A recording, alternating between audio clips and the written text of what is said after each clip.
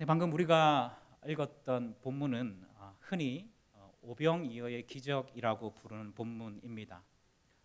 예수님이 떡 5개와 물고기 2마리로 5천 명을 먹이신 사건이 이 오병이어의 기적이라고 하지요. 오늘 본문에서 예수님은 빈들로 가셨다라고 그렇게 말씀하고 있습니다. 13절 앞부분 말씀을 보시면 예수께서 들으시고 이렇게 시작하고 있죠. 예수께서 들으시고, 여기서 예수님께서 들으셨다라는 것은 무엇이냐 하면요, 오늘 본문 앞부분에 나오는 세례 요한의 죽음을 의미하는 것입니다. 이 세례 요한의 죽음을 예수님께서 들으시고 그 다음 말씀에 보니까 배를 타고 떠나사 따로 빈들에 가시니라고 말씀하고 있습니다. 여러분, 지금 예수님은 빈들로 가셨다라고 말씀하고 있는데요, 왜 예수님께서 빈들로 가셨을까요? 우리가 잘 알고 있는 것처럼 그 이유는 예수님께서 혼자 뭐 하시기 위해서입니까? 기도하시기 위해서였습니다. 아마도 예수님은 세례 요한이 죽었다는 이야기를 들으시고 앞으로 남겨진 사역들을 위해서 혼자 기도하러 그 빈들로 가신 것 같습니다. 특별히 복음서를 보면요, 이 세례 요한과 예수님이 밀접한 관계가 있었다라는 것을 알 수 있습니다. 우리가 잘 아는 것처럼 예수님께서는 광야에서 회개를 선포하던 세례 요한에 의해서 무엇을 받으셨습니까? 세례를 받으셨고요. 누가복음에서는 천사 가브리엘이 예수님이 태어나실 것을 마리아에게 알리기 전에 세례 요한의 출생을 먼저 알리는 기사가 병행되어져서 그렇게 기록되어 있습니다. 또 마태복음 4장을 보면요, 예수님께서 공생애를 시작하시기 전에 광야에 가셔서 40일 동안 금식하시는 기사가 나오는데, 금식 기도하는 기사가 나오는데, 그 기사 다음에 4장 12절을 보면요, 세례 요한이 잡혔다라는 것을 알 수 있습니다. 그리고 4장 17절에서 이렇게 말씀하죠. 우리 이 말씀 다 같이 한번 읽어보실까요? 시작. 이때부터 예수께서 비로소 전파하여 이르시되 회개하라, 천국이 가까이 왔느니라 하시더라, 이렇게 말씀하고 있습니다. 여러분, 여기서 이때부터라는 표현 보이십니까? 여러분, 여기에서 말하는 이때는 언제를 말하는 것일까요? 세례 요한이 잡힌 때를 말하는 것입니다. 광야에서 회개를 외치고 세례를 베풀던 세례 요한이 헤롯에게 잡힌 후에야 비로소 예수님은 공생애의 사역을 시작하셨다는 것입니다. 하나님 아들로서의 공적인 그 삶을 시작하셨다는 것입니다. 여러분, 이렇게 세례 요한과 예수님의 사역은 밀접한 관련이 있습니다. 그리고 오늘 본문에서도 예수님은 세례 요한이 죽었다는 소식을 듣고 빈들로 가셨다라고 말씀하고 있습니다. 여러분, 이것은 예수님의 사역에서 중요한 전환점이 되는 것을 의미하는 것입니다. 마치 사인과 같은 것입니다. 그래서 예수님이 늘 그러셨던 것처럼 항상 중요한 일을 앞두고 기도하셨기 때문에 세례 요한의 죽음 이후에 맡게 될 사역의 중요한 전환점을 위해서 예수님은 빈들로 기도하러 가셨습니다. 여러분, 이 빈들이라는 단어는요, 원어적으로 보면 한적한 곳, 광야, 사막으로도 번역할 수 있는 단어입니다. 예수님은 광야와 같은, 사막과도 같은 한적한 곳에 기도하러 가셨습니다. 그런데 여러분, 이 예수님의 바람대로 되었습니까? 안 되었습니까? 안 되었죠. 여러분, 13절 끝부분에 보니까 뭐라고 말씀하고 있어요? 무리가 듣고, 이렇게 말씀하고 있죠. 무리가 듣고 여러 골로부터 걸어서 따라간지라라고 말씀하고 있습니다. 여러분, 예수님은 조용히 기도하러 빈들로 가셨는데요, 마치 사막과 같은, 광야 같은 그곳으로 가셨는데 사람들이 어떻게 알았는지 예수님이 계신 곳으로 몰려왔던 것입니다. 그리고 그 사람들 중에는 여지없이 어떤 사람이 있었겠어요? 병자들이 있었던 것이죠. 그래서 예수님은 그들을 고쳐주십니다. 14절 말씀을 다 같이 한번 읽어보실까요? 시작. 예수께서 나오사 큰 무리를 보시고 불쌍히 여기사 그 중에 있는 병자를 고쳐주시니라. 아멘. 여러분, 여기에 보니까 불쌍히 여기사라는 표현이 나옵니다.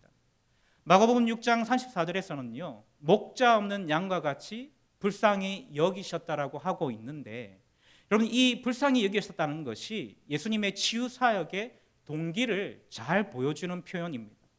예수님은 이런 마음을 가지고요, 병자들을 치유하시고 목자 없는 그 양떼의 필요를 채우시는 사역들을 계속 하셨습니다. 아마도 오늘 본문에는 언급되지 않았지만요, 이 병자들을 고쳐주시면서 늘 그랬던 것처럼 하나님 나라의 복음도 전하셨을 것입니다. 그렇게 예수님이 병자도 고치고요, 하나님 나라의 복음도 전하실 때에 어느덧 저녁이 되었습니다. 그때 제자들이 예수님께 어떤 이야기를 합니까? 15절 말씀 우리 다 같이 한번 읽어보실까요? 시작. 저녁이 되매 제자들이 나와 이르되 이곳은 빈들이요 때도 이미 저물었으니 무리를 보내어 마을에 들어가 먹을 것을 사 먹게 하소서, 이렇게 말씀하고 있습니다. 여러분, 지금 이 15절 말씀은요, 제자들이 예수님께 자신들이 처한 어떤 문제를 해결할 방법을 제안하는 것입니다. 여러분, 지금 이 빈들에 있는 사람들에게는요, 그들이 의식하지 못하는 사이에 한 가지 문제가 발생했습니다. 여러분, 그 문제가 뭘까요? 일단 사람은 많은데, 여러분, 사람이 몇 명 있었다고요? 뒤에 말씀해 보시면 아시겠지만 여자와 아이를 제외하고 5,000명입니다. 그러니까 5,000명 이상이 있었다는 것이죠. 그 사람이 많은 상황 가운데에서 저녁이 되어 가는데 자신들이 있는 곳이 어디예요, 여러분? 빈들입니다. 빈들. 여러분, 이 빈들이 어떤 곳이라고요? 사막과도 같은, 광야와도 같은 곳이라는 것이죠. 여러분, 이런 문제가 생겼다는 것입니다. 많은 사람들이 빈들에 있는데요, 먹을 것이 없는 거예요. 여러분, 그래서 이 제자들은 이 문제를 해결하기 위해서 예수님께 어떤 제안을 합니까? 사람들이 근처에 있는 마을에 가서 직접 먹을 것을 사 먹어야 된다는 해결책을 제안하죠. 여러분, 결국 이 말은 무슨 말입니까? 예수님을 떠나야 한다는 것입니다. 예수님을 떠나야 이 문제가 해결된다는 것이죠. 그런데 여러분, 이 문제의 해결책을 제가 제안한 이 제자들은 어떤 사람이라고 할 수 있을까요? 여러분, 이 제자들은 예수님과 같이 생활하면서 당시에 이 스승과 제자 관계는요, 도제교육으로 이루어졌기 때문에 365일 이 스승과 제자가 같이 생활하면서 스승의 모든 가르침을 배웠습니다. 그렇기 때문에 예수님을 항상 따라다녔던 무리들보다, 여러분, 예수님을 따라다녔던 두 그룹이 있거든요. 그 한 그룹이 무리들이고요, 또 한 그룹이 제자들입니다. 그런데 이 예수님을 항상 따라다녔던 무리들보다 좀 더 친밀한 관계를 유지해오던 사람들이 누구라는 거예요? 제자들이었다는 것입니다. 여러분, 이 제자들은 비교적 핵심 리더였습니다. 그래서 무리와 구별되어서 제자라고 불려지고 있는 것입니다. 또 제자들은요, 지금 자신들이 처해 있는 상황을 인식하고요, 가장 빨리 상황 파악을 완료한 사람들이었습니다. 리더십이 있었다는 말입니다. 그래서 15절에 나온 것처럼 수많은 사람들이 빈들에 있고요, 나는 저물어 가고 있는데 지금 자신들에게는 먹을 것이 없는 게 문제가 될 수 있다는 것을 가장 먼저 알아챈 사람들이었습니다. 그래서 제자들은 이 문제를 해결하기 위해서 당시에 모여있는 사람들에게 양식이 얼마나 있는지도 알아본 것 같습니다. 꼼꼼히 사람들을 살피면서요, 약 5,000명이 넘는 사람들이 가지고 있는 양식이라고는 고작 떡 5개와 물고기 2마리뿐임을 알고요, 여기에서 이 문제를 해결하는 것은 불가능하다라고 판단했던 것 같습니다. 그래서 이 제자들은 어떤 결론을 내렸습니까? 이 문제를 해결하기 위해서는 예수님을 떠나야 한다는 결론을 내렸다는 것입니다. 여러분, 이것이 제자들의 결론이었습니다. 여러분, 제자들이 어떤 사람이라고요? 제자들은 예수님을 다른 사람들보다 더 몰랐던 사람들이 아니었습니다. 또 자신들에게 닥친 문제들을 나몰라라 했던 사람들도 아니었습니다. 제자들은 누구보다 예수님을 잘 알았고 또 열심히 문제를 해결하기 위해서 고민했고 세상의 해결책을 내기 위해서 노력했던 사람들이었습니다. 그런데 이런 제자들이 어떤 결론을 내렸다고요? 예수님을 떠나서 흩어져야 한다라는 결론을 내렸다는 것입니다. 그런데 여러분, 잘 생각해 보십시오. 예수님을 떠나는 것이 근본적인 문제의 해결책이 될 수 있을까요? 여러분, 어떻게 생각하세요? 근본적인 문제의 해결책이 될 수 있을까요? 여러분, 물론 그렇게 예수님을 떠나서 가까운 마을로 흩어지면요, 잠깐의 허기는 달랠 수 있을지 모릅니다. 그런데 여전히 예수님의 손길이 필요한 병자들의 치료와 하나님 나라의 복음을 들음으로 얻을 수 있는 영적인 목마름이 해결되는 것은 전혀 경험할 수 없게 될 것입니다. 그러니까 예수님을 떠나는 것이 사실은 좋은 해결책이 아니에요. 근본적인 문제를 해결하는 방법이 아니라는 것입니다. 사랑하는 여러분, 저는 이 시간 우리를 한번 되돌아봤으면 좋겠습니다. 여기에는 우리는 어떻게 보면요, 예수님의 제자들과 같은 사람들이라고 할 수 있겠죠. 비교적 오래전부터 예수님을 알았던 사람들이고요, 예수님과 친밀한 교제가 있는 사람들이고, 예수님의 말씀을 가까이에서 들었던 사람들이라고 할 수 있고요, 비교적 핵심 리더들이라고 부를 수 있을 것입니다. 그런데 우리가 어떤 문제를 만날 때에 우리는 어떤 방식으로 그 문제를 해결하고 있습니까? 여러분, 혹시 오늘 본문의 이 제자들과 같이 해결하려고 하고는 있지 않습니까? 그것이 개인적인 문제이든 가정적인 문제이든 내 생업의 문제이든 교회의 문제이든 그 문제를 예수님 아래에서 해결하기보다는, 예수님께 맡겨서 해결하기보다는 상식적인 선에서만 해결하려고 하고 세상적인 방법으로 해결하려고 하지는 않습니까? 제자들이 내린 결론이 바로 그런 결론이었다는 것이죠. 어떻게 보면 대단히 합리적이고 상식적인 결론이었습니다. 그런데 여러분, 예수님께서 뭐라고 말씀하십니까? 16절 말씀 다 같이 한번 읽어보실까요? 시작. 예수께서 이르시되 갈 것 없다. 너희가 먹을 것을 주라. 여러분, 예수님은 제자들의 그 상식적이고 합리적인 결론과 반대로요, 엉뚱한 말씀을 하고 있습니다. 여러분, 예수님은 왜 이렇게 엉뚱한 말씀을 하고 있을까요? 여러분, 지금 제자들에게는요, 이 많은 사람들을 먹일 수 있는 양식이 있어요, 없어요? 있어요, 없어요? 여러분, 없습니다. 없어요. 그게 팩트예요. 그게 현실입니다. 그게 상식입니다. 그런데도 예수님 뭐라고 말씀하세요? 16절에 보니까 갈 것 없다. 무슨 말이에요? 나를 떠날 필요가 없다는 말이죠. 갈 것 없다. 너희가 뭐라고요? 먹을 것을 주라라고 말씀하고 있습니다. 사랑하는 여러분, 지금 동일한 문제를 놓고 예수님과 제자들 사이에 해석의 차이가 발생했습니다. 제자들은 이 문제를 해결하기 위해서 어떻게 해야 된다고 말씀했습니까? 가까운 마을로 가서 먹을 것을 사 먹어야 된다라고 그렇게 예수님께 제안했고요, 예수님은 제자들에게 너희가 먹을 것을 주라고 말씀합니다. 문제 해결의 차이가 생긴 것이죠. 여러분, 그런데 왜 이런 차이가 생겼을까요? 이유는 간단합니다.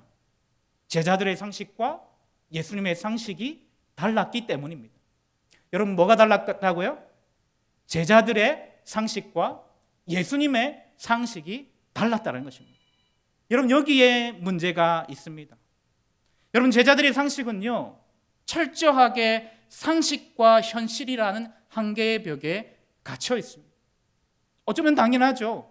사실 자기들의 처지가 그러니까요. 여러분, 그래서 이 제자들이 17절에서 뭐라고 말씀하고 있어요? 17절 말씀 한번 보실까요? 제가 읽어드리겠습니다. 제자들이 이르되 여기 우리에게 있는 것은 떡 5개와 물고기 2마리 뿐이니이다. 이렇게 말씀하고 있죠. 여러분, 요한복음 8장, 6장에 보면 똑같은 기사가 기록되어져 있습니다. 그런데 거기에 보면 이 떡 5개와 물고기 2마리가 한 어린아이가 가지고 있었다라고 이야기하고 있습니다. 학자들은 아마도 이것이 이 어린아이의 도시락이었을 것이라고 그렇게 이야기하고 있습니다. 여러분, 제자들은 이 많은 사람들이 지금 가지고 있는 양식은 유일하게 이것뿐이라고 말하고 있는 것입니다. 무슨 뜻일까요? 예수님을 떠나서 마을로 가지 않으면 이 문제를 해결할 수 없다는 것을 현실적인 수치를 들어서 데이터를 가지고 숫자를 가지고 이야기하는 것입니다. 아마 제자 중에서는 현실 감각이 좋은 제자들이 많이 있었던 것 같습니다. 그래서 예수님께 구체적인 수치를 가지고 데이터를 가지고 제안하고 있죠. 마을로 내려가야 됩니다. 그런데 예수님이 어떻게 하십니까? 계속 상식 밖의 이야기를 하시죠. 여러분, 18절 말씀 보실까요? 이르시되 그것을 내게 가져오라 하시고, 내게 가져오라. 여러분, 예수님은 지금 제자들과는 다른 해결책을 말씀하십니다. 제자들은 지금 자신들의 문제를 해결하기 위해서 예수님을 떠나야 한다는 결론을 내렸는데, 예수님은 제자들과 달리요, 예수님을 배제시키고 예수님을 떠남으로 문제를 해결하려고 하지 않으시고요. 예수님을 통해서 이 문제를 해결하려고 하십니다. 그래서 예수님 뭐라고 말씀하세요? 그것을 내게 가져. 그것을 내게 가져. 여러분 여기서 말한 그것이 뭐예요? 제자들이 봤을 때는요, 이것 가지고는 도저히 이 많은 무리를 먹일 수 없다라고 판단했던 그 떡 5개와 물고기 2마리. 그런데 그것을 예수님께로 가져오라고 말씀하십니다. 왜요, 여러분? 왜 예수님께서 이렇게 말씀하시는 것일까요? 예수님께는 이것이 상식이기 때문입니다. 여러분, 예수님은 오늘 이 저녁, 그러니까 이 제자들과 무리가 함께 했던 그 저녁에 이 빈들에서 마치 광야 같고요, 사막과 같이 한적한 이곳에서 자신을 통해서 이 사람들을 향한 하나님의 공급하심을 보여줄 예정이었습니다. 마치 구약에서 어떤 일이 있었습니까? 여러분, 출애굽한 이 이스라엘 백성들이 그 광야에서도 하늘의 만나를 먹었던 것처럼 그때에 하늘의 공급하심, 하나님의 공급하심을 경험했던 것처럼 예수님께서는 그 하늘의 만나를 예수님을 통해서 오늘 이 무리들과 제자들이 체험할 수 있도록 보여주시려고 작정하셨던 것이죠. 그래서 예수님 그 확신을 가지고 예수님을 통해서 그 문제를 해결하려고 하시는 것입니다. 여러분, 이것이 예수님의 상식입니다. 제자들의 상식과는 완전히 다르죠. 제자들은요, 예수님을 배제하고요, 예수님을 떠나서 이 문제를 해결하려고 했습니다. 그런데 예수님은 어떻게 하셨습니까? 예수님을 통해서 이 문제를 해결하려고 했다는 것입니다. 여러분, 이것이 예수님이 가지고 있는 상식입니다. 결과적으로 어떻게 되었을까요? 여러분, 19절에서 21절 말씀 우리 다 같이 한번 읽어보실까요? 19절에서 21절 시작. 무리를 명하여 잔디 위에 앉히시고 떡 5개와 물고기 2마리를 가지사 하늘을 우러러 축사하시고 떡을 떼어 제자들에게 주시매 제자들이 무리에게 주니 다 배불리 먹고 남은 조각을 12바구니에 차게 거두었으며 먹은 사람은 여자와 어린이 외에 5,000명이나 되었더라. 여러분, 우리 크게 아멘 하시겠습니다. 아멘. 아멘. 여러분, 예수님의 상식 때문에 근원적인 문제가 해결되었습니다. 여러분, 믿으십니까? 여러분, 지금 여기에 보면, 오늘 이 본문에 보면, 우리가 읽었던 이 말씀에 보면 숫자들이 나옵니다. 그런데 여러분, 이 숫자들을 자세히 보시면 모두 다 완전을 의미하는 숫자라는 것을 알 수가 있습니다. 여러분, 떡 5개와 물고기 2마리, 여러분 합하면 몇이 됩니까? 7이 되죠. 여러분, 7이 의미하는 것이 뭐예요? 예, 완전수예요. 완전함을 의미하는 것입니다. 여러분, 그리고 이 사람들 5,000명의 사람들이 예수님께서 주신 그 떡을 먹고 배불리 먹고 남은 게 몇 바구니라고 지금 말씀하고 있어요? 몇 바구니요? 12바구니. 여러분, 이 12도 완전을 상징하는 숫자입니다. 여러분, 이것이 무엇을 의미할까요? 하나님의 완전한 공급하심을 의미하기 위해서 의도적으로 이 숫자들이 쓰인 것입니다. 여러분, 지금 이 많은 사람들은요, 빈들에서 하나님의 완전한 공급하심을 경험하게 된 것입니다. 무엇을 통해서요? 무엇을 통해서요?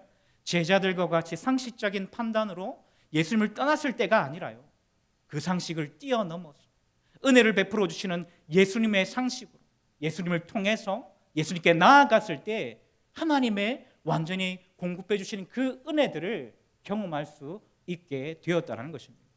사랑하는 여러분, 저는 이 예수님의 상식이 우리의 상식이 될 수 있기를 주님의 이름으로 축복합니다. 여러분, 이 상식을 우리가 가질 수 있게 되기를 주님의 이름으로 축복합니다. 여러분, 우리에게 있는 어떤 문제든지요, 그 문제는 예수님을 떠나서 예수님을 배제하고 해결될 수 없습니다. 개인의 문제이든 가정의 문제이든 교회의 문제이든, 여러분, 이 모든 문제들은 예수님을 통해서만 해결될 수 있다는 사실을 믿으시기를 바랍니다. 여러분, 이것을 빨리 깨닫는 사람이 어떤 사람이냐면요, 진짜 지혜로운 사람인 거예요. 여러분, 우리의 문제를 우리의 능력과 우리의 지혜로, 우리의 힘으로 풀려고 하는 사람은 어리석은 사람입니다. 여러분, 그런데 진짜 지혜 있는 사람은 뭐냐면요, 어떤 사람이냐면요, 모든 문제를 주님께 맡기는 사람.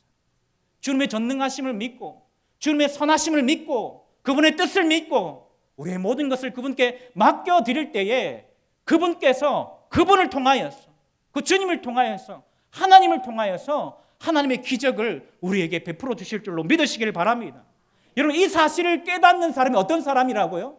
진짜 지혜로운 사람입니다. 여러분, 이 사실을 믿으실 수 있기를 바랍니다.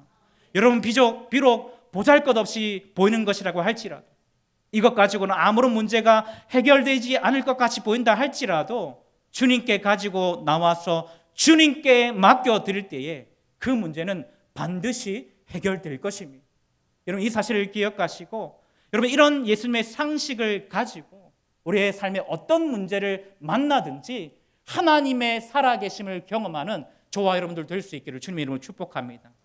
그래서 우리에게 완전히 공급해 주시는 그 하나님 은혜를 풍성히 경험함으로 말미암아서 우리가 얼마나 복된 인생인가를 날마다 간증하면서 2014년도도 이런 하나님의 은혜를 기대하면서 하나님께서 우리와 함께 하실 것들을 믿고 그분을 의지할 때에 그 주님께서 우리의 삶 가운데 채워주시는 그 은혜들을 풍성히 누리실 수 있는 저와 여러분 될 수 있기를 주님의 이름으로 축복합니다.